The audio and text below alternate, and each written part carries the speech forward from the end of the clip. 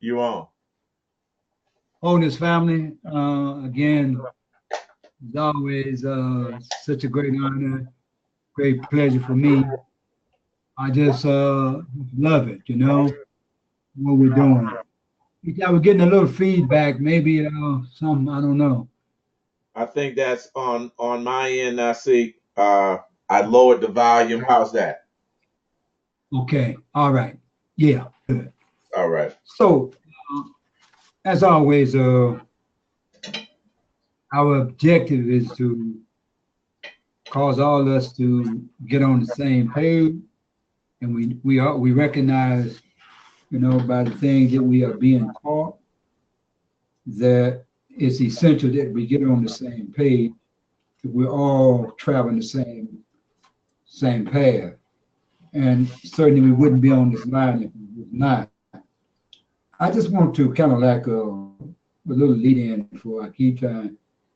The band is doing such a great job in coming forth with this knowledge that they have tried to conceal from us and hide. But the times is such a essence in terms of what we have to do now that the knowledge is being provided. So prior to us having knowledge of what to do and how to do it, it was nothing we could do. But hope and pray as we had been doing for hundreds of years under this influence of the loss of knowledge. But what I want to kind of touch upon just lightly, Eitai did a little of video for us yesterday, and it's main three key points I want to express this evening, morning for you all, evening for us. And the title of the documentary, The Feminists on Cell Block Y. Now, first of all, that term can be easily misled. Of course, I done sent it to everybody, in place here within the community because I wanted to be known the magnitude of this particular documentary. Why? This documentary was done prime time, on CNN. Now you have to ask yourself the question as to who was behind convincing CNN to run such a documentary at such a time. And I'm saying such a time, I'm saying it, from the perspective of prime time, Saturday afternoon here in this country, Israel, and prime time in terms of the time that we are prophetically, they coincide. That's correct. So with that said, when we look at this, when we look at this feminine sticker, is that this prime time gives us insight to something that didn't happen or something has been activated in terms of what we are talking about online. And that's the key point. What we have been talking about online, we are actually witnessing the manifestation of this feminine energy take the forefront and is causing things to what? Mainly be considered by what we have been taught, the West, as being the primary concern in the latter days. We've been taught was going to be destroyed and everything, But the destruction really of the West is the destruction of masculinity as being the patriarchal energy that has dominated and controlled the world. That's what has to be destroyed. That's correct. Once that's destroyed, then what? The whole world would be at peace. So I want to take these 3 points. The first point And I want everybody to really go back and watch this because we sent it out. It ain't 3 minutes and 50 seconds into the documentary, profound point. 3 minutes into it, the guy says, men that are whole. Now, what have we been talking about? Uh-huh.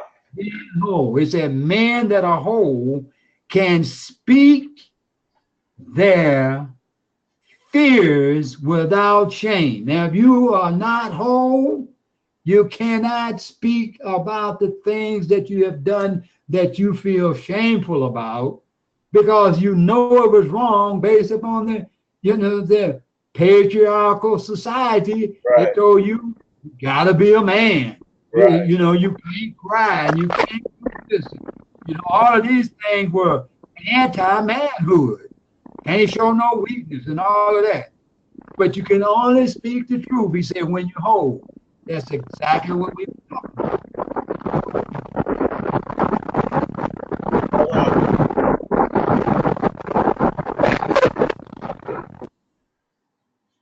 All right, I don't know. Yeah, repeat what you just said. Now, see, we had some interference from an open mic there. Yeah, what we are saying is that this aspect of wholeness, we've been talking about it and talking about it and talking about it. Man can only speak, about his fears when he is what? When these fears, you can talk about when you're whole. Without being whole, the fears and your shame, you cannot talk about them. Now, it's imperative that we understand that wholeness causes you to see things from a holistic point of view as opposed to a personal point of view or a point of an agreement with somebody and it isn't right. So when we consider,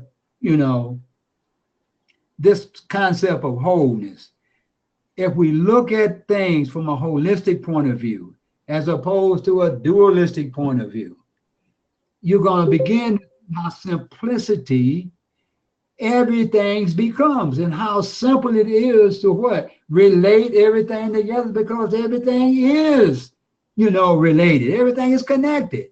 But because of language, and mainly the language of duality, is what separates everything, and therefore it becomes difficult to impossible to make the connection.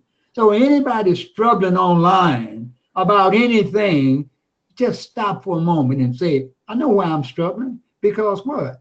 I'm thinking from a dualistic point of view. There is no duality in reality. There's no duality in life. There can't be no life and death. It's either what? Life or death.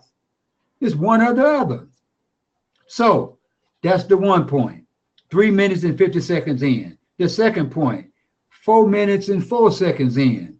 And it says, when males required to wear the mask of a false self, they cannot experience joy and they cannot truly love. So a man is forced to wear, a mask of anything other than who he really is. And who he really is, he's a holistic being. He's not a male and a female. Right. Once this division comes, it causes you to see yourself separate from everything else. And if you are separate and you've been given the projection and the perception that you are over everything and you're supposed to be dominant in everything, right, how can you find joy and how can you truly love? You can't do it. You just can't do it. So when a male is required to wear a mask of false, hood about himself, they cannot experience joy and they cannot truly love. This is 4 minutes in. So we as the brothers, we have to consider now, any falsehood that we are trying to portray, it's going to hinder us and prevent us from experiencing joy and being able to truly love. There's a love a man without it being some funny business, because you recognize that what? wholeness is what is required. So you can't say, well, I'm just only supposed to love a woman, you know, and now you're trying to figure out that, well, brothers, you know, you ain't supposed, but you understand that there's a difference between this concept of love, you know, it's like our Bellamy used to always say, love your daughter and you love your wife. You kiss your daughter on the cheek, but you kiss your wife maybe on the lips. But you understand that once you become whole, you know. So males are being required to wear this mask of falsehood. Number 3, 4 minutes and 8 seconds. So you're talking about 4 minutes and 10 seconds, and you got 3 profound points that give you some real in-depth understanding about why, you know, the conditions exist that had all these brothers incarcerated. And these brothers went on to say that we're all in here wearing blue, and because we're trying to uphold some patriarchal manhood. That's right. Third point said, if a man is willing to break patriarchal rules, they say he shall never change. If he's not willing to break patriarchal rules, he will turn away from loved ones and choose his own manhood over his own personhood.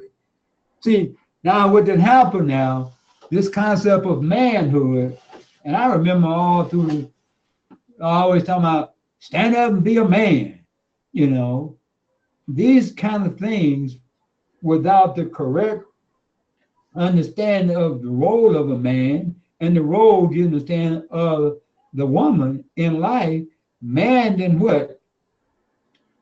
Come into a way of viewing things that for some reason he thinks he's the dominant, you understand, species on the planet. And he has control over everything. Now we got to come back and think about what Eitai laid out yesterday about this concept of Yaldabaoth. And you really follow what he's saying, you can see without you understand the true knowledge of who you are, you have a false perception of who you are. And once you have this false perception, then that's what allows you to what? Become the dominant, you know what I'm saying, influential individual. And anybody that does not agree with you, then what? They are considered, you understand, your enemy. That's right. They are considered your enemy. And so we got to consider now that all the things that we've been taught about manhood then caused us to find conflict, not just with what? Another man. We found conflict with our wives, conflict with our families, and that same conflict and controversy is the major cause of the prison being filled with men. It goes on to talk about over 90%, of men are more likely to commit suicide, and 80% you understand to do thus and thus and thus because of what? What is it about this man? You know, you go back scripturally again. What did it say in the book of Exodus? You know, it said if it was a man child, what were they supposed to do with it? You know, so you really begin to see that the conspiracy, that has been played upon us, we had to go back and say retrospect and introspect and ask ourselves, the role that we have actually played in this simulated reality that we was not initially aware of the role that we're playing. We got to give all this credence and respect to the ancestors because we can see now the perfect plan of how to straighten this out. And I was saying that, this has the possibility in that prison system to actually cause the whole prison system to become insignificant. Because you figure now, these men in there, if these men come out and start going into the school system and start talking and teaching these things that they're laying out and learning in there, listen, this can spread like what? Won't be no reason for prison because now The masculine energy is behind the majority of all the crimes anyway, whatever they may be. That's correct. Mm-hmm. So, just, in short, wanted to touch upon those things because I wasn't able yesterday to hear everything, and but I saw how precise and how clear and how it was interrelated, from the beginning until what I left out, where the Eitai was going with this. And it's so vital for us to get on the right track now and understand the role that this feminine energy is playing, and that we as the masculine energy, so we'll know how now to align with this as opposed to being in, conflict with this element that we need to utilize to bring harmony and peace and oneness back to the family. So with that said, wholeness family. Wholeness.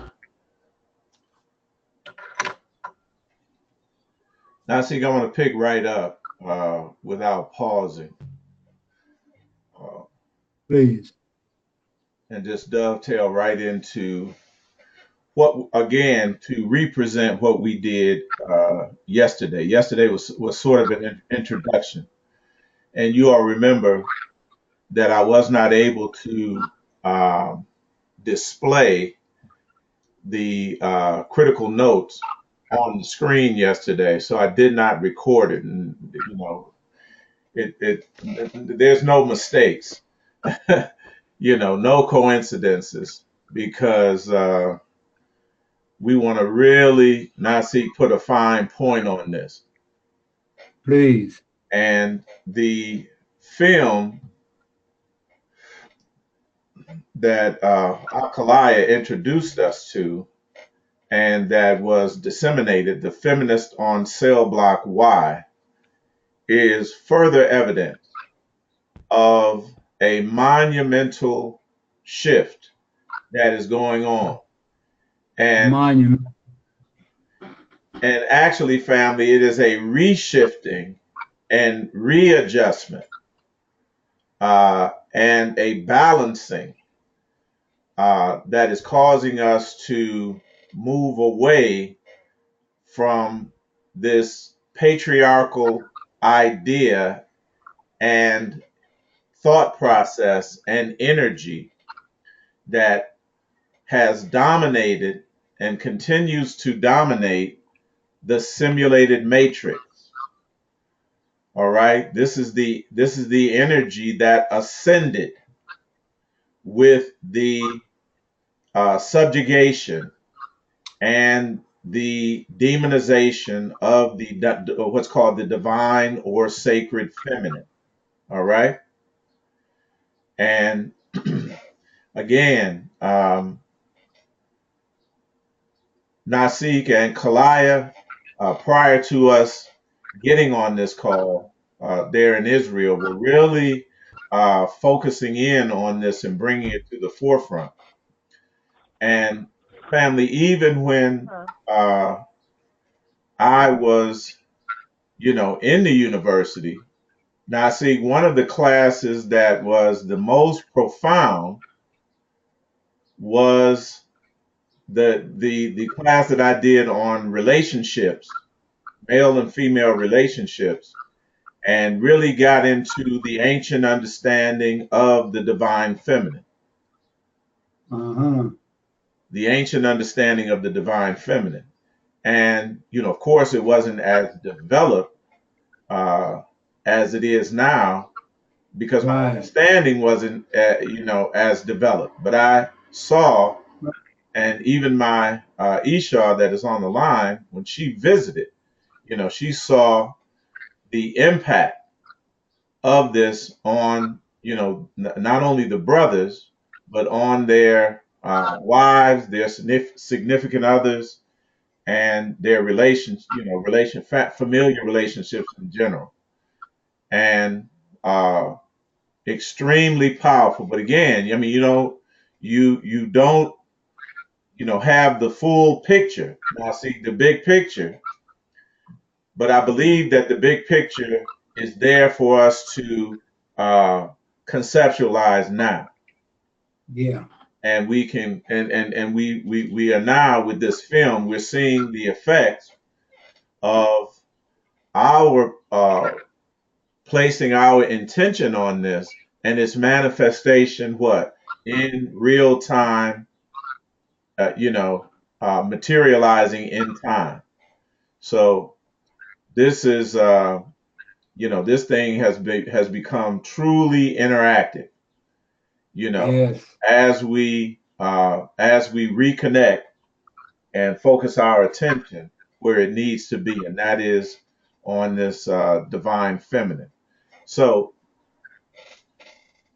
what we want to do is go back over uh, what we went over yesterday, and I've added the notes, family, and really expanded upon this so that we really see this thing clearly. Because, like Nasik stated, that this is very important. This is transformative knowledge. This Yes, it is. it is truly paradigm shifting.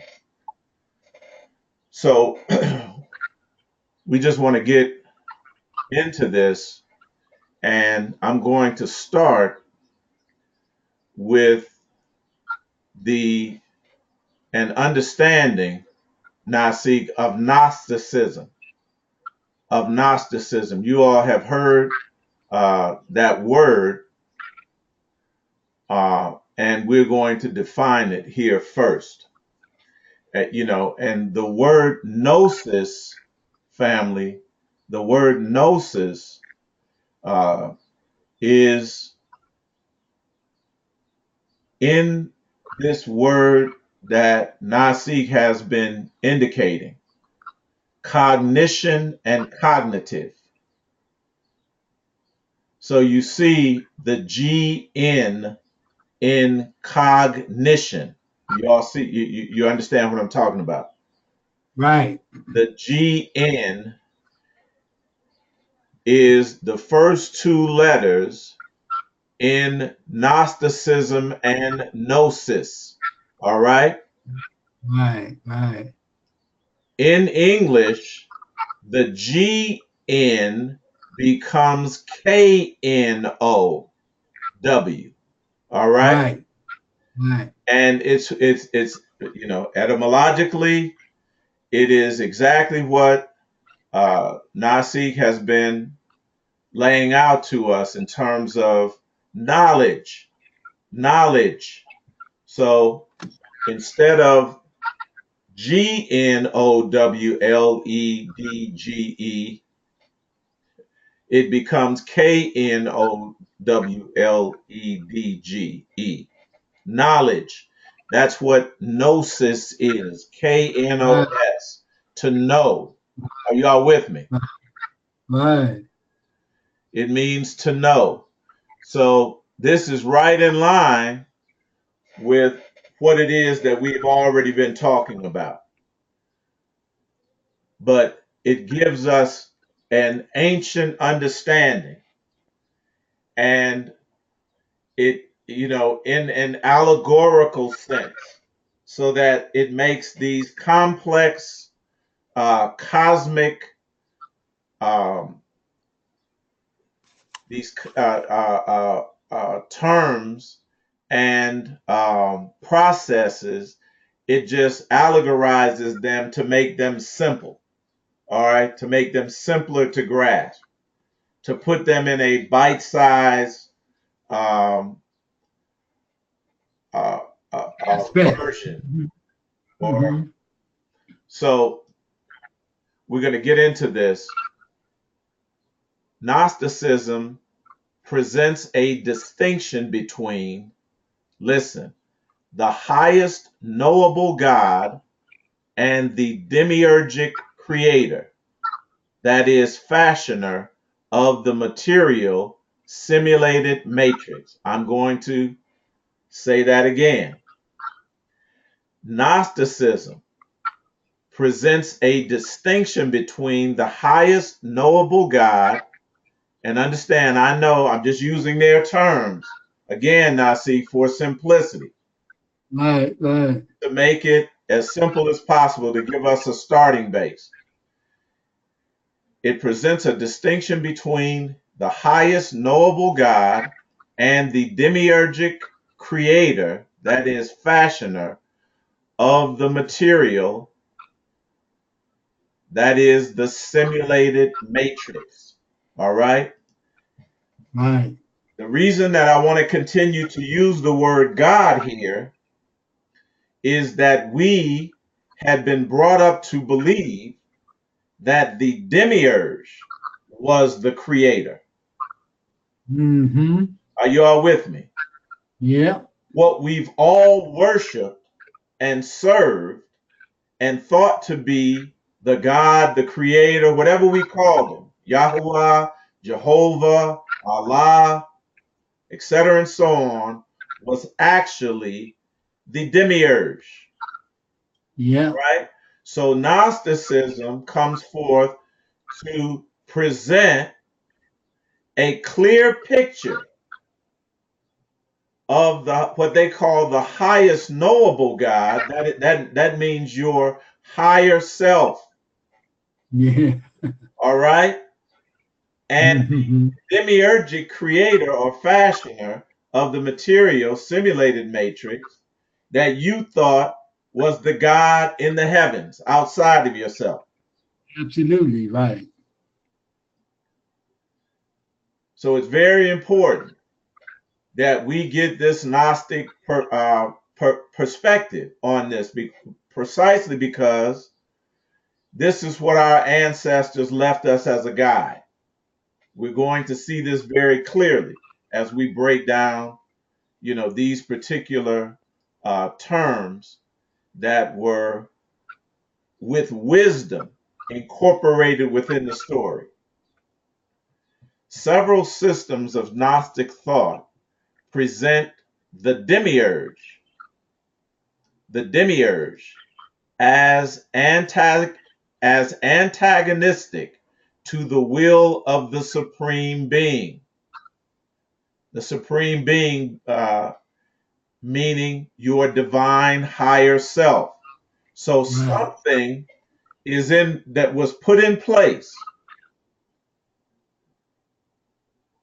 to be what? Antagonistic, in opposition, adversarial to the will of your higher self, divine self. You all with me? Excellent. Excellent way to put it. Excellent. Right. This term antagonistic can be Mm, adversarial, and the word absolutely. adversarial or adversary or opponent in Hebrew is the word Satan The word Satan. Right. or Satan. So Right. what we were viewing as the creator and as the supreme God or supreme being, whatever you want, was actually in opposition to our higher self, and in opposition to what? Ascending in higher consciousness. That's all it means. That's all. Right. That's excellent. So we're using the word God very carefully and wisely, because we want to take us from where we were programmed to what? Where we are now, Yeah.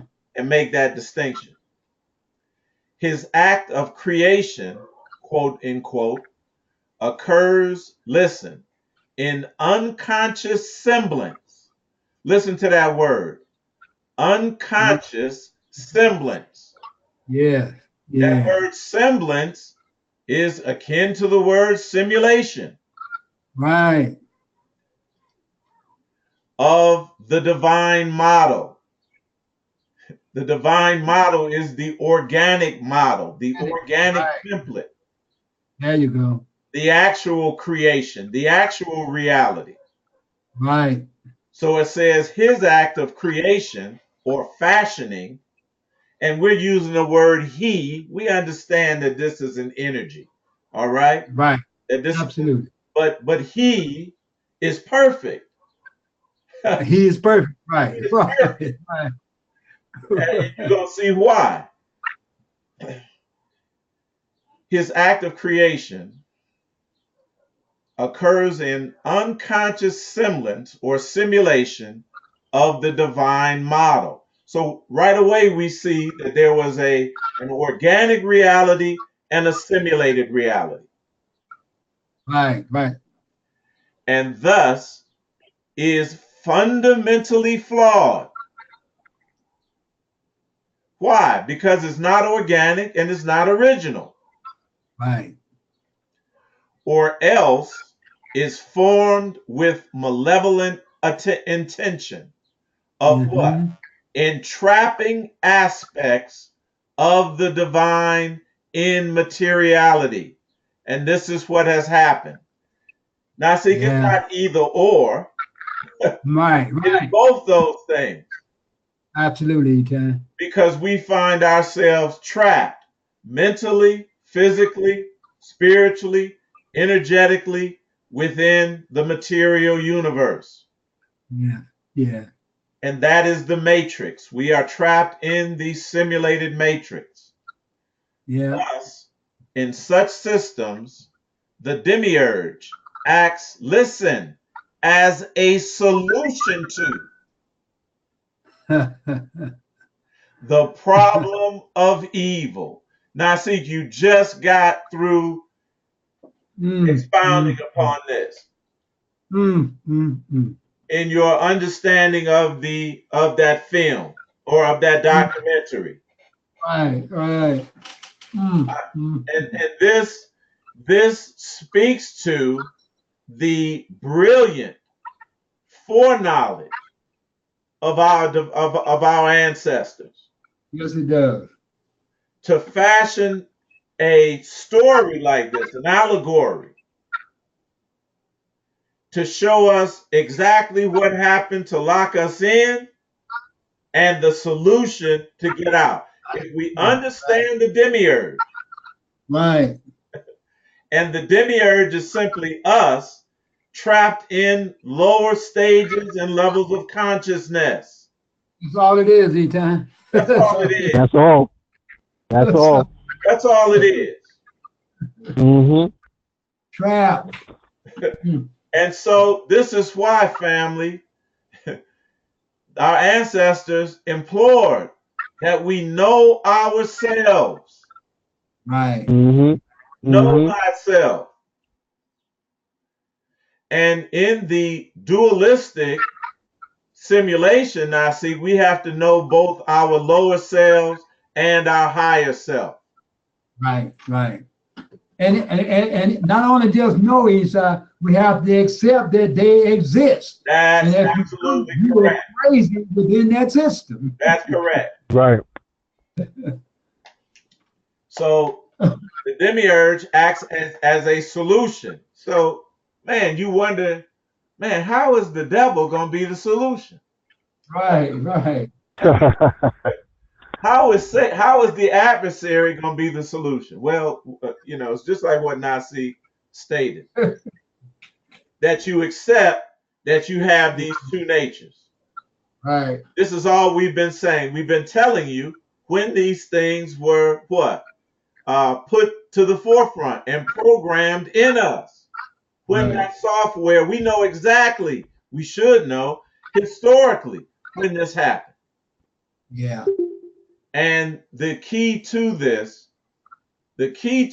was, after the captivity, the so-called, and we still in captivity, but y'all know what I'm saying.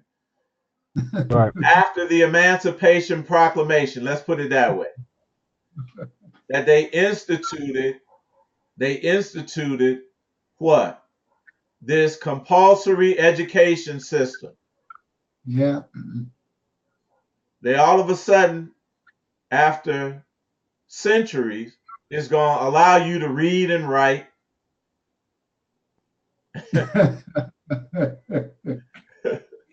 Everything that they did not want you to do before, they want to now. They're going to allow you to read and write, huh? Add, subtract, and multiply. Add, subtract, and multiply. And what we have to understand, family, those are called rights. Do y'all hear me? Right, Mhm. right. They are called rights. And all of a sudden we got rights when we didn't have none. So it acts as a solution, or at least possibly the problem or cause that gives rise to the problem of evil. I say that because it's both of those things. So if the demiurge is the cause, now see, of the problem of evil, and let me ask you all, what is the evil that they're referring to? We don't want to be abstract. What is the evil that they're referring to? The only evil that is in the world. We've been talking about this. Nasik has, I wish I had a dime for every time Nasik has said this word. And I'll be in Israel with him, broadcasting live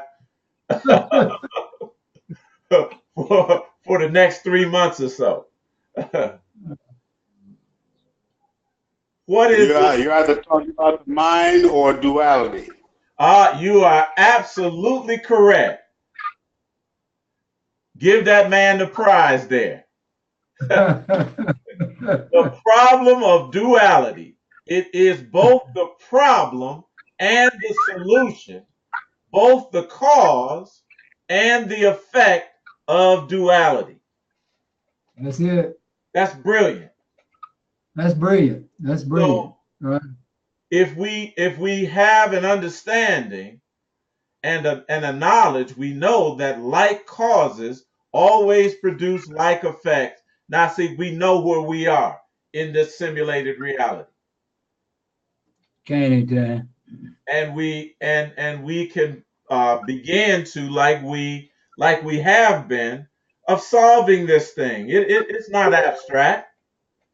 It's not abstract. The problem is duality. Right. The problem is the programmed mind that is Yeah. programmed to do what? Operate in the simulated matrix. That is programmed to do what? Worship a God outside of yourself.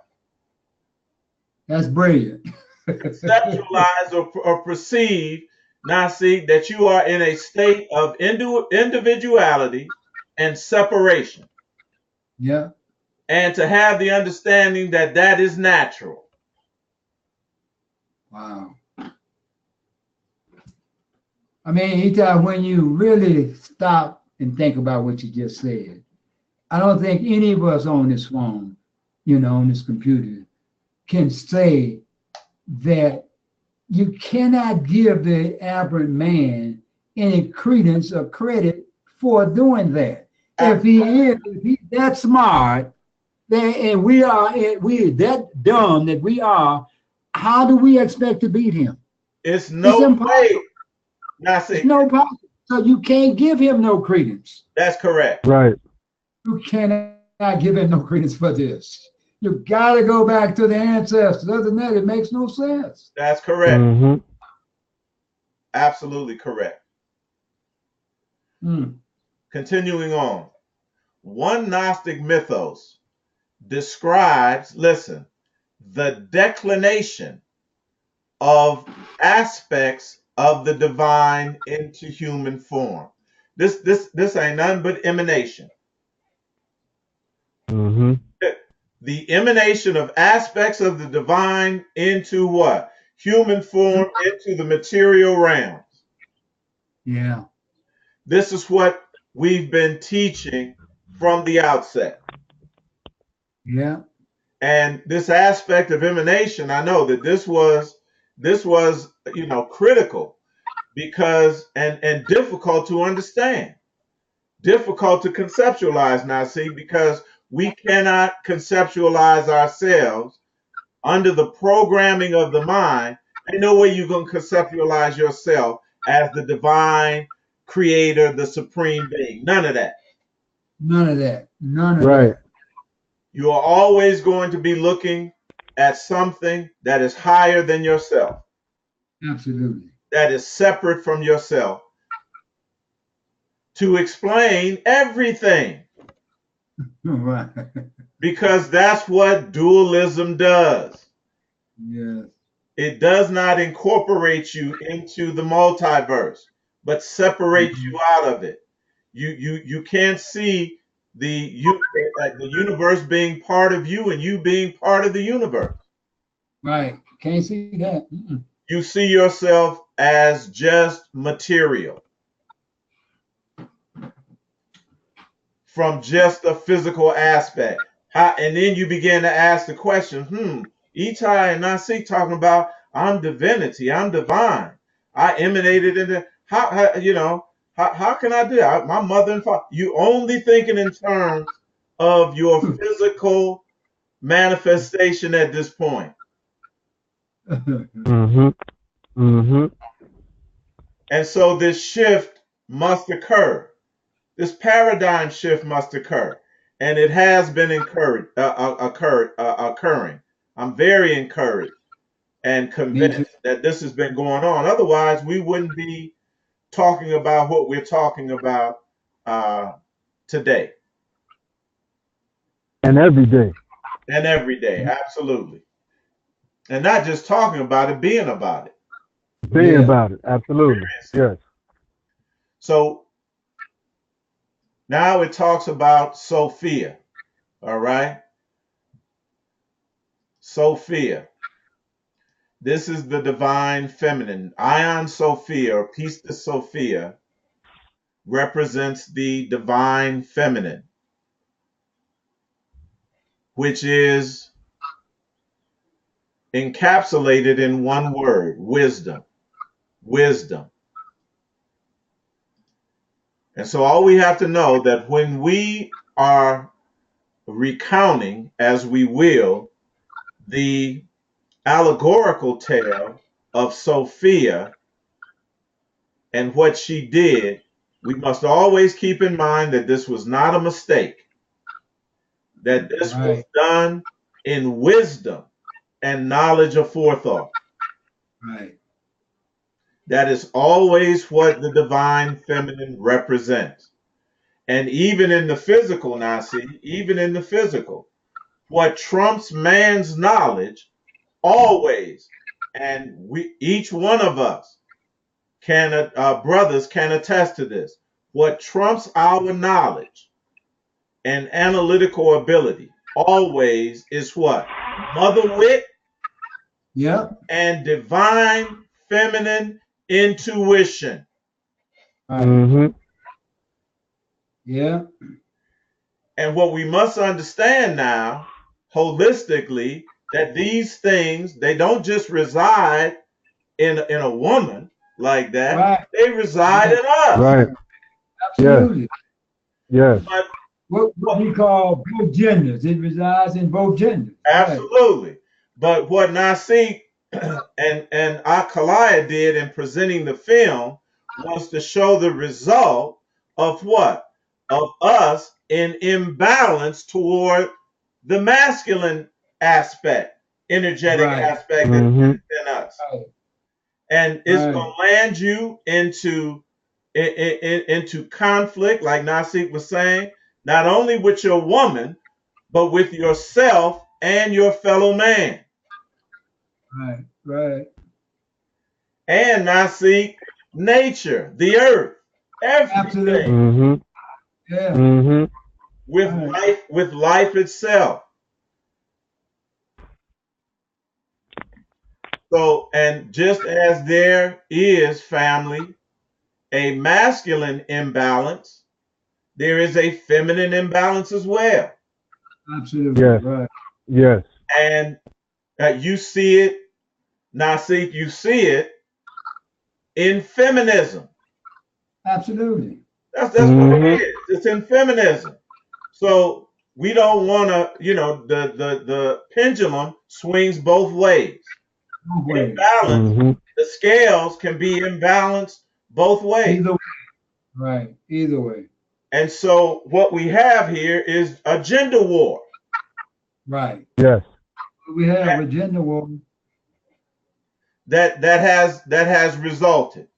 And you know, you got these books that come out, men are from Mars, women are from Venus. Right. Right. And this is just the manifestation of the imbalance. Of the imbalance. I remember watching the Little Rascals when, you know, they came out, you know, with the He-Man Woman Haters Club. Y'all remember that? The Little Rascals Yes. episode? Yes. The He-Man Woman Absolutely. Haters Club. Yes. Mm-hmm. You know, that's masculinity in imbalance. Yes. Yes. And it was really alive during that time. You know, really, you know, the growth of the West, Gnostic, and the Western influence. That's what this is all about. Right. Right. Sophia, the Demiurge's mother,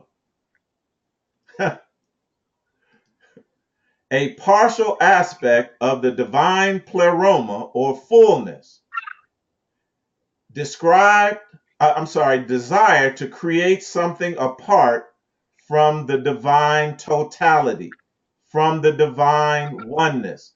Now, Right. this was not evil. Her name means wisdom. Right. So this is where we get off on the wrong foot a lot of times. She did this thing in wisdom. In the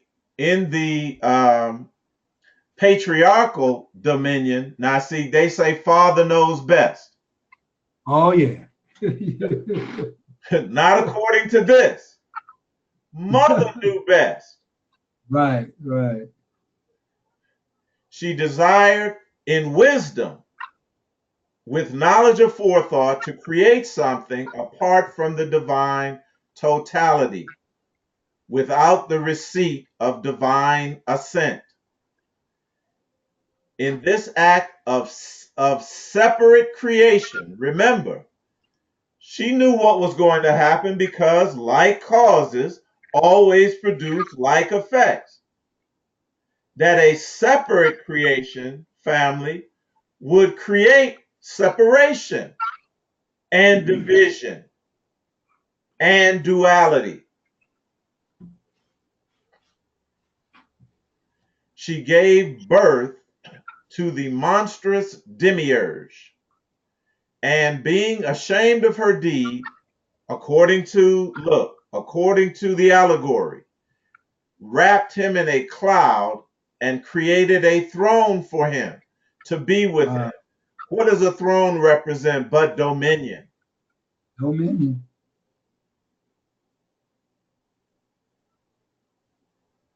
The Demiurge, isolated, did not behold his mother nor anyone else, and concluded that only he existed, ignorant of the superior levels of reality. Started at the bottom. We all started at the bottom. We got to work our way back to the top. That was the intent. That was the divine intent for us to do what? Work our way up to, first of all, experience duality. Yeah. Because we had known wholeness from the very Absolutely. beginning Right. Right. Mm-hmm. and had experienced that. Now, no duality. Then you know all things. Right. Right. Right. Right. And then Right. do what? Come on back home once you figured it Mm-hmm. out. Mm-hmm. Genius. Yeah. The That's it. demiurge, having received a portion of power from his mother, sets about a work of creation. And again, we got to put that word creation in parentheses. In unconscious imitation or simulation of the superior pluramic realm. That's why this thing, now see, appears so real to us. Yeah, right, right, because it's a simulation of where we all came from. right, right. He frames the seven heavens. How long have we been talking about this? Yeah, yeah, Now, did he come up with the seven heavens all on his own? No. It was it is reflected what? In the organic reality. Mm-hmm. Or the organic reality, the simulated seven heavens is a reflection of an aspect right, of the organic. Let's put that right. right. As well as all material and animal things. This is what we've been telling you. All material and animal things. We look at animals, now see, and their behavior, and we say that's natural, Yeah, that's nature, but it is part of the simulation. right, right, And we right. showed that to Mm-hmm. you all, we showed that to everyone when we talked about the difference between the solar system and how it operates to energize and refuel itself through what? Consumption, and how what? Inefficient and imperfect that is, and then the cosmic idea of consumption. What does a god eat? Y'all remember? Mm-hmm. Dang. So these things that we have assumed are natural, just because it's natural doesn't mean it's organic. It is a simulation. So he frames the seven heavens as well as the material, all material and animal things, according to forms furnished by his mother. This is why it seems natural. Working, however, blindly and ignorant even of the existence of the mother, who is what? The source of all his energy. He is blind to all that is spiritual, that is energetic or invisible. But he is the king over two provinces. Listen, the word Demiurgus properly describes his relation to the material world. He is the father of that which is animal like itself. I'm going to repeat that.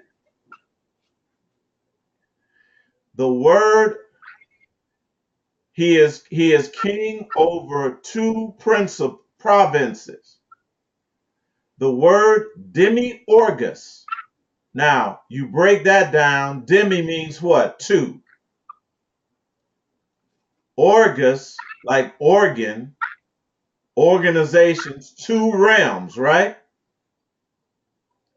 Dualism. Mm-hmm. Y'all think with me now. The Mm-hmm. God of the Bible. He tells you, now see, I create good and evil. I rule Yeah, over all of that. right. Starting to do. The light and the darkness. Right. I do good, I do evil. I do good and I do evil. I do But all I, but these things. I yeah, rule but over duality, both poles. right. And but you can only do one. Right. Only allow you to do what? To serve me. That's correct. The word demiurgus properly describes his relation to the material. He is the father of that which is animal like himself. It's very important. Very important.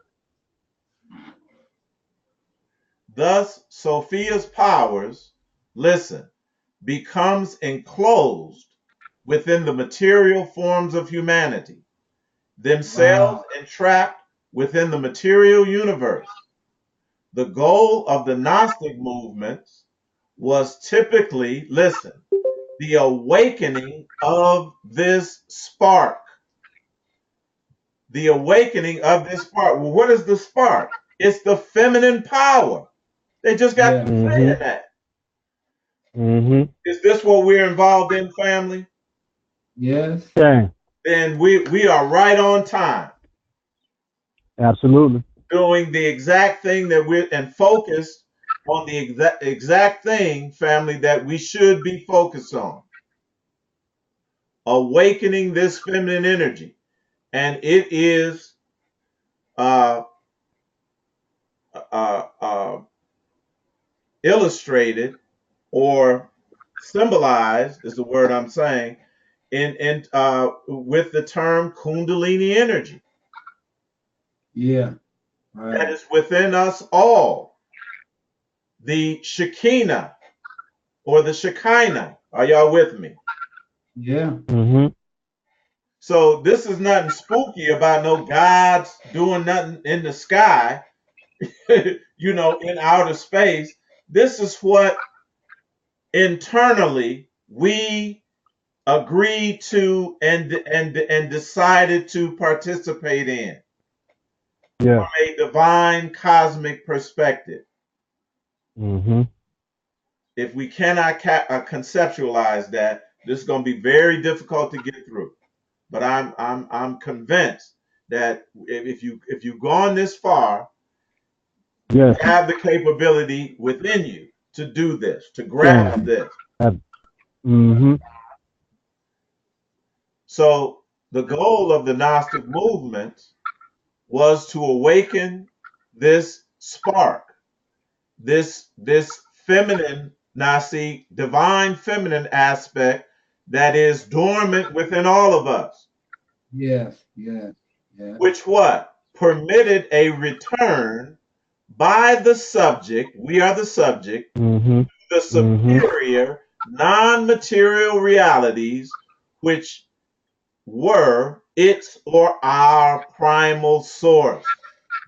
Yes. Yes. All of that is just saying is going what? What are we doing? We are taking a retrospective look back, understanding what our divine ancestors have put in place for us. And what?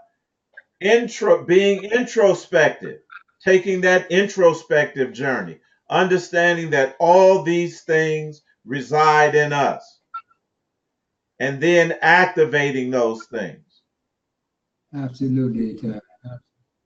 Where attention goes and intention goes, energy flows. Energy flows.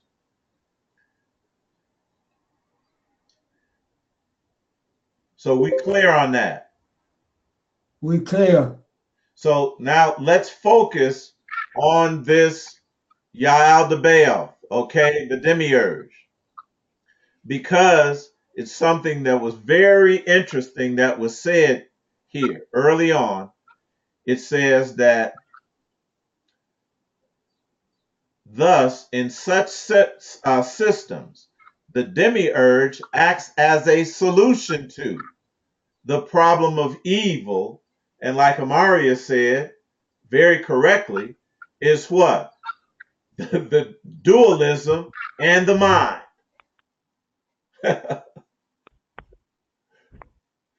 Dualism and the mind. Now, see, because we can never, when we talk about dualism now, we cannot be abstract. Cannot. That's right. We have to know exactly where dualism resides within us. Right. Absolutely. Absolutely. Now, the archon who is weak has three names. The first name is Yaldabaoth, that is, prodigal or wayward child. The second is Saklas, or fool. The third is Samael, blind God. And he is impious or impious in his arrogance, which is in him.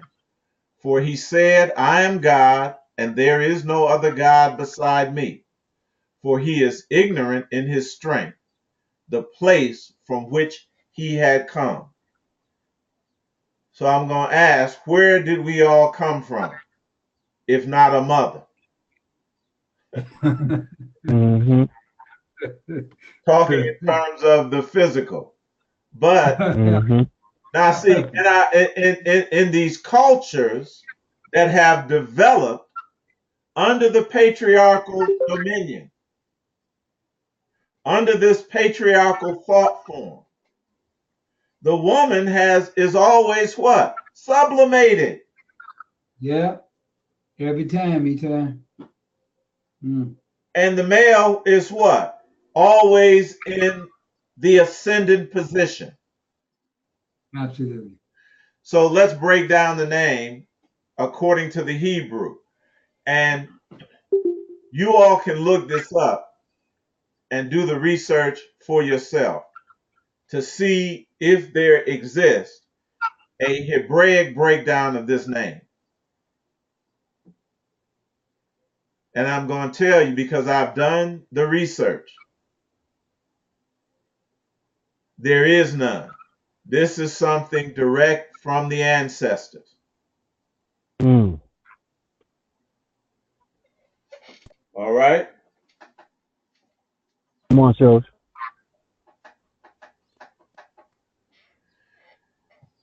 Jeremiah 16 to 19. If you want to turn to that, you can. Feel free. If you have your Bibles or you're online with this, you're on Bible Gateway or whatever.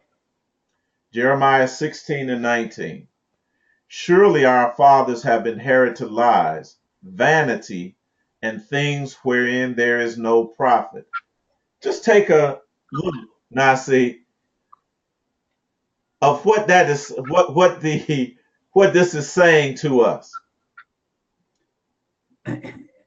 Eitai, if I may, Go let's ahead. go back. Let's go back here and say what we were taught Yes, about this is that the Gentiles was the one that inherited lies. that's right. But Nah, now here, right, he said, surely our fathers have inherited lies. Now we didn't say that that was the Gentiles, but the question we have to acknowledge among ourselves that where did we inherit what we know about? Wasn't there it you from, go. you want to say it was the Gentiles? There I you go. mean, you follow what I'm saying? That's So we right. could Mm-hmm. right here in the beginning, we say, where it was surely our father, we could very clearly say, surely humanity have inherited That's lies. correct. Mm-hmm. Mm-hmm. That's clear, Nasi. Mm-hmm. Yeah. Crystal clear. So so we got to ask the question: are you a Gentile just by virtue of DNA, or do you have, do you have what the Gentiles have? A mind. Right, Right. right, Right. right. Right. So this word prophet is the word Ya'al, H3276. H3276 in the Strong's Concordance. And the word Ya'al means to gain, to profit, to benefit, to avail. And we can just look historically as to what we have lost historically, Nasi, as being the indigenous people on the planet. What we Right, have right, gained, based on her story, right, right, and right, what we Mm-hmm. have lost based on right. his story. His story. Yes. It's very clear, family. And these are the Mm-hmm. lies, the vanity that we've inherited. Yeah, And this was uh, put on display in that film that we looked at, in the video. the feminists on cell block Y. What they Right. lost, through his story, and what they are trying to regain and recover through her story. Right. Right. Ya'al again means to gain, to profit, to benefit, to avail. It's a primitive root, and it also, family, means to ascend. Right. Right. To ascend. So now see what they're saying in terms of this word Yaldabaoth being the solution as well as the problem contained in one thing. We can begin to see it.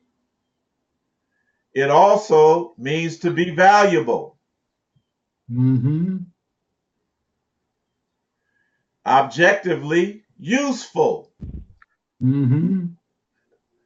So this is exactly what they're telling us, that our understanding of this on a higher consciousness level can be useful, can be valuable in what? Our ascension. Yeah. And it's also showing us historically that when the male or patriarchal aspect supplanted the female and became in ascension, someone benefited and someone profited, someone gained in the dualistic, and someone didn't. Isn't that what Absolutely. isn't that what this That's Right. world is based on? Capitalism. Especially the liberal democratic capitalist system. Mm-hmm. There always has to be haves and have-nots. Yes. always. That is the dualism. Societal, from a societal standpoint, from an economic standpoint, from a cultural standpoint, from a religious standpoint, what? In the simulated matrix. The last part of this, Dabaoth, is the word Dava or Daba, H 1738, meaning to be ill, to be unwell, to be infirmed, or have infirmity. Now, all we have to do is look at, again, the liberal democratic capitalistic system and understand Mm-hmm. that, what are the most profitable industries, if not pharmaceuticals? Yes. I Yes. see Cleveland Clinic done took over not just the inner city, they done took over the whole Northeast Ohio area. Wow. Eitai. You can go out to places like Coshocton, Right. and there's branches from Cleveland Clinic. Wow. That is much, they come from all of, you get ill, they come from all over the world No, that's fact. Yeah. to Yeah. Cleveland Clinic. Why? Because there's a profit in Yeah. illness. There's a Yeah. profit from being unwell, a profit from being infirm. But we must understand that does that sound like a perfect world? Absolutely. That a perfect God, quote unquote, created? These are the questions philosophically that people have. Man, if God is good, why do babies die? Why, you know, Mm-hmm. why is there sickness and evil in the world? Well, what we must understand is that the simulated matrix is inherently flawed, Yes. Yes. where you get two extremes. The pendulum swings both ways, Always. good and evil. Yeah. So this word actually means to languish and to be sick. And I want to focus at a later time. Now, see, Ben Ami talked about this word languish in the teaching. Right. And it was very insightful and very connected to what it is that we're talking about. But we'll leave that for a later date. This word dava or daba is related to another word, dave or debe or dabai, davai, H 1739, which literally means sickness, loathing, languishing, sorrowful. And those things are undeniably a part of what? The simulated matrix. Yes, it is. So this is the breakdown of the name Yaldabaoth, Yaldabaoth in Hebrew. And again, I'm telling you, I haven't seen a Hebraic breakdown of this, but it fits perfectly. There's a lot of speculation about what the name means, but this thing is in perfect harmony with everything that we've been talking about. Yeah. Let's go into a little more detail here. In the Platonic, Neo-Pythagorean, Middle Platonic, and Neoplatonic schools of philosophy. Now understand, the philosophy, these were individuals. When you develop a philosophy, now see, it's just like developing an opinion about something. Mm-hmm. You really don't know. It's your theory. All right? Right. It's your theory. Our ancestors didn't deal in no philosophy. No. They dealt in knowledge. It was the Yeah. people that got it at a later time, second hand, third hand, fourth hand, that they didn't know the source. They did not have what? The genetic, energetic connection with the ancestors. So what did they do? Develop philosophy. Told you, they presented the information and gave their spin on it. Absolutely. That's how it happened. So, we get it. These are schools of philosophy. This is not the science. What we are kicking to you all is the actual science of this.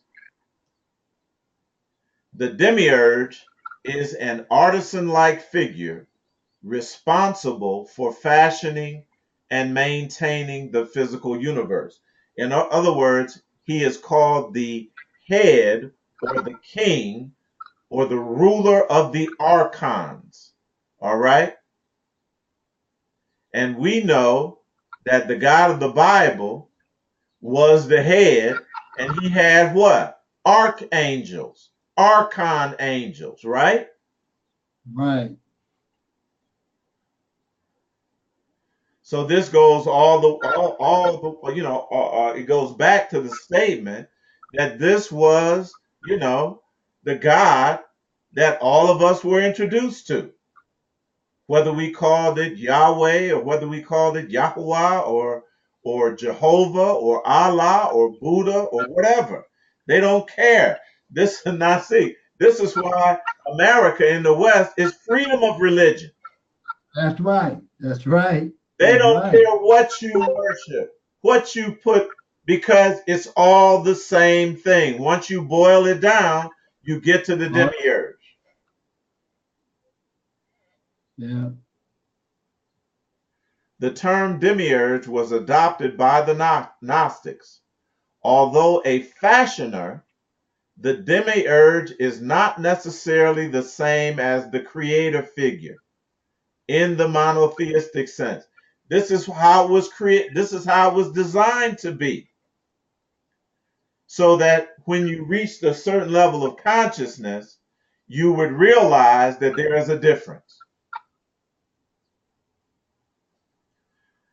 The demiurge itself and the material form which the demiurge fashions is the universe are both considered to be consequences of something else. Well, we know that the something else is what? The organic reality. Yeah. upon which everything is based. Depending on the system, they may be considered to be either uncreated and eternal or considered to be the product of some other entity.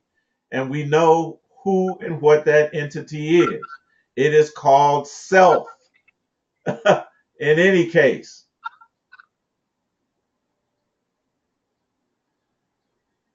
So, based on our analysis from a Hebraic standpoint, that we just did, we find that the name or the term Yaldabaoth breaks down into two Hebrew words.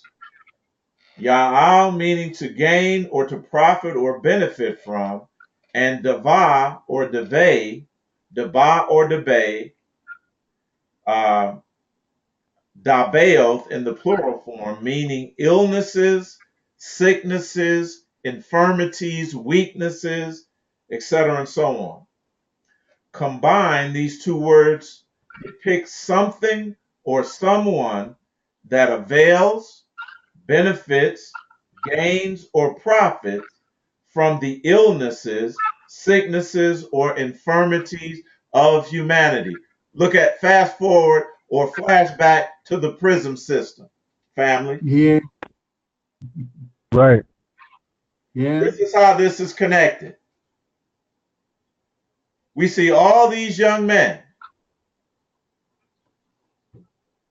Now, see, childbearing age, Right. Right, Eitai.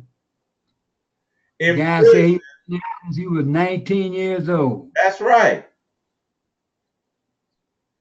In prison, why? Well, they're going inside now and they're recognizing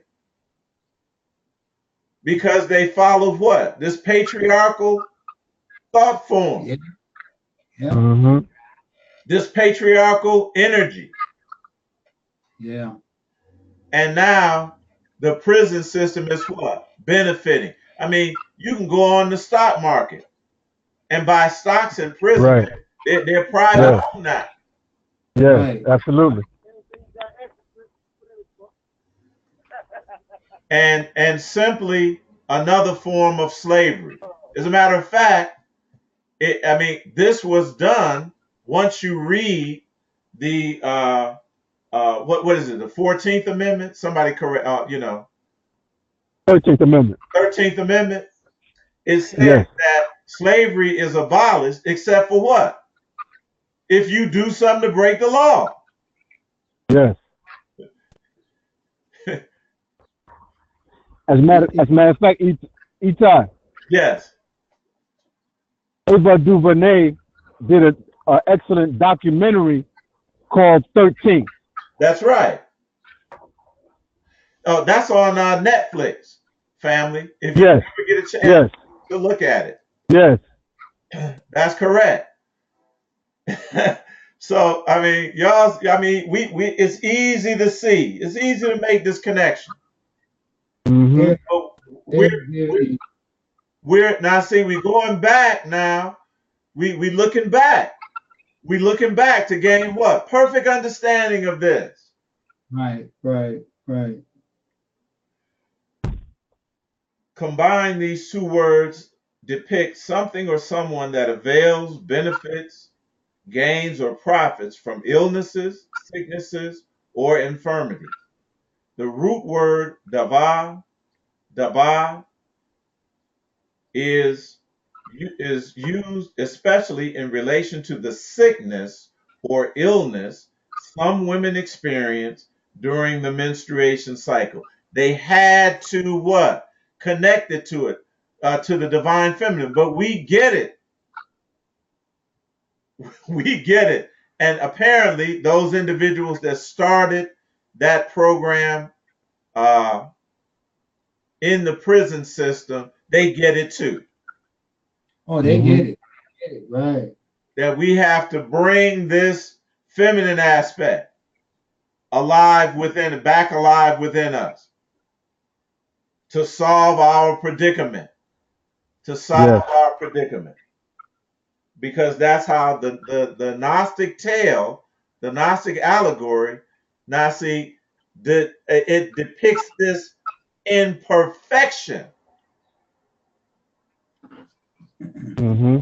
Ain't no way, once you understand these symbols and these terms, should you be confused about your predicament Right. Right. Right. or what you need to do to get out of that predicament.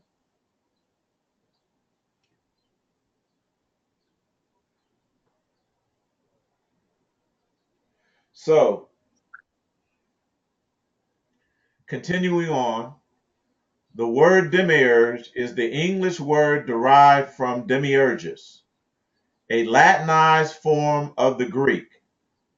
Um, Demiurgus, we already talked about that. It was originally a common noun meaning craftsman or artisan, or we said archon, right? And we get the word architect from that. Y'all with me? Mm-hmm. Mm-hmm. But gradually, here we go, came to mean rather producer and then eventually creator. So this is how we were fooled. And now see, all you got to Yeah. do is go back and look at the etymology of these terms like we've been doing, and you're going to Mm-hmm. understand. You don't even have to look. The Mm-hmm. etymology is going to occur between somewhere in the 17th, 18th, or early 19th century. Every time. Every Every time. time. Yeah. Because they were preparing for centuries to take Yeah. us out of one trick bag and put us into another. Yeah. The philosophical usage, and again, we're returning to this word philosophical, and the proper noun derived from Plato's Timaeus, written in the 360 BC, in which the demiurge is presented as the creator of the universe. Now, that might sound, family, diabolical, but he is the creator of the universe, not the multiverse. That's a difference. The universe represents a small aspect, tiny Yeah. aspect of the cosmos. The demiurge is also described as the creator in the Platonic 310 to 390 BC and Middle Platonic 90 BC to AD 300. Now, when you look at this word AD 300, Bible scholars, we understand how that it was during this time that what was developed. The Jesus Yeah. Christ, the Jesus Christ character Right. Right. and the Bible. Yeah. The Yeah. Middle Platonic philosophical traditions, Yeah. various branches of the Neoplatonic school, 3rd century onwards. The demiurge is the fashioner of the real, quote unquote, that is simulated, perceptible world after the model of the ideas. But in most Neoplatonic systems, is not itself who they refer to as the one. Look at that now, see? Wow. That is wholeness, singularity, or oneness. Mm, mm, mm. In the arch dualistic ideology, that's a mouthful, but all you got to do is concentrate on the word dualistic. In the arch dualistic ideology of the various Gnostic systems, the material universe is evil. Why, Amaria?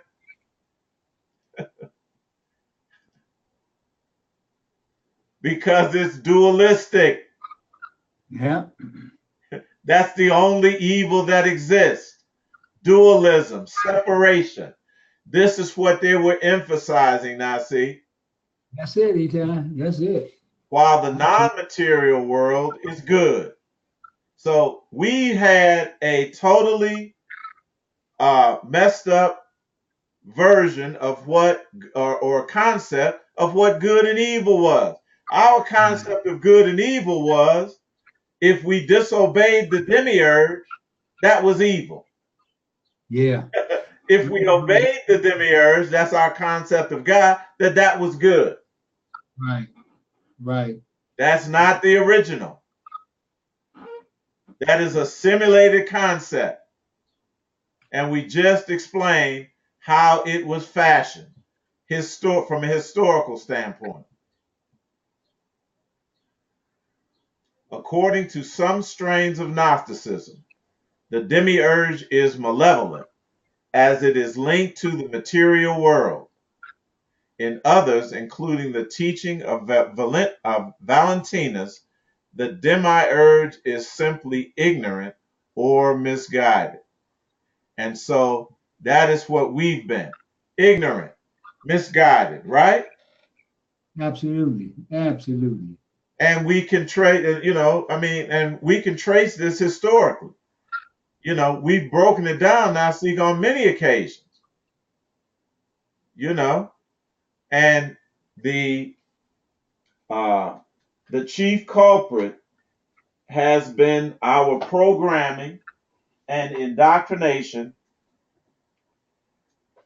within these compulsory educational systems and religious systems. So in realizing that and coming to a realization of that, then we understand how this demiurge can be both the problem and the solution. Not in terms of salvation, but in terms of knowledge. Right. Right. Watch this. Right. It's in the Bible.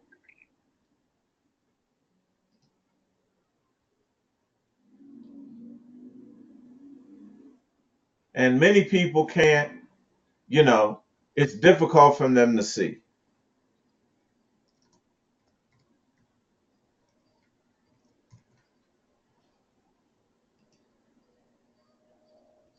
We used to use this particular scripture, now see, way, a long time ago to debunk Christianity.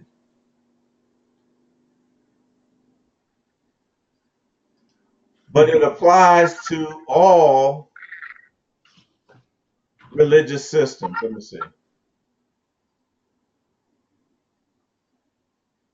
Jeremiah, I'll go back to the other one, but Jeremiah 3:15, I will give you pastors according to mine heart, which will feed you with knowledge and understanding. Right. With knowledge and understanding. I put, bear with me. It's not with knowledge, it's by knowledge. We'll get to this.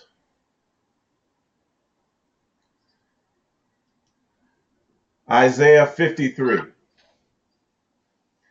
Here it goes as we close, family, on this portion.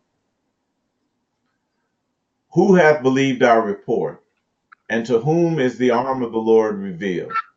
For he shall grow up before him as a tender plant, and as a root out of dry ground. He hath no form nor comeliness, and when we shall see him, there is no beauty that we should desire him. He is despised and rejected of men, a man of sorrows and acquainted with grief. And we hid, as it were, our faces from him. He was despised, and we esteemed him not. Now, right away, under the compulsory education system, under the indoctrination of religion in the West, we were taught that this individual was whom? Jesus Christ. Right?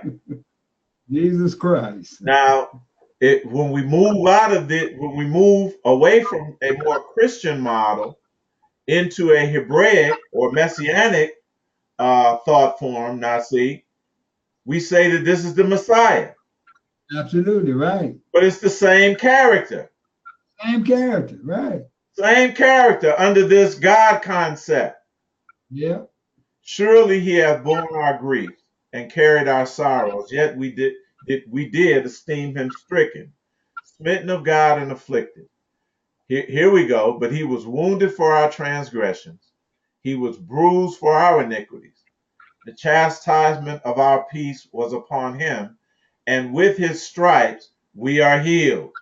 Now, under a cosmic perspective, we understand that the he is a collective of our ancestors. Yeah. That what? Took us through this corrective or volunteered, Nasi, to go through this corrective alchemical process To heal the flaw. to heal the flaw. Yeah. All we like sheep have gone astray. We have turned everyone to his own way. That's separation. And the Yeah. Lord hath laid on him the iniquity of us all. He was oppressed and he was afflicted, yet he opened not his mouth. He is brought as a lamb to the slaughter, and as a sheep before her shearers is dumb, so he openeth not his mouth. He was taken from prison and from judgment. Who shall declare his generation? For he was cut off from the land of the living. For the transgression or flaw of my people was he stricken. And he made his grave with the wicked and with the rich in his death, because he had done no violence, neither was there deceit in his mouth. Yet it pleased the Lord to bruise him. He hath put upon him, he hath put him to grief. And when thou shalt make his soul an offering for sin, he shall see his seed, he shall prolong his days, and the pleasure of the Lord shall prosper in his hands. He shall see the travail of his soul and shall be satisfied by his knowledge. See, Christians want that to say, by his blood. Right. Right. That's what they right. That's the bottom line right there. Right. Now, I'm going to show you where the Hebraic tradition of the Old Testament connects right with the Christian one. Because, family, we said that this whole Yaldabaoth now is connected to what? A woman's infirmity, which has to do with what? Blood Blood. and sacrifice. Now, see, Yeah. the blood of the lamb. All of this is connected. You see it. But it's by his knowledge. Gnosis shall my righteous servant justify many, for he shall bear their iniquities. So with that, family, I'm going to end this particular portion. We're going to go into more detail of this. It's going to seem like sometimes now see that we depart from it, but we're never really departing from it. This is No. the basis of everything that we're talking about. Yes, it is. Yes, it is. And so, we're going to go into more depth to higher levels of understanding, but we must understand that this underlies everything. The whole process of ascension, I see. Yeah. Eitai, could you send me that whole portion there about Yaldabaoth, that whole Absolutely. portion today? I need to work with that with somebody. Okay, everybody is going to get that. Nasik, I'll get it to you. I'm going to make a few changes, a few additions, but you'll get it. Okay. All right? Okay. Excellent. Along with the Excellent. rest of the family. So I'm going to end it here.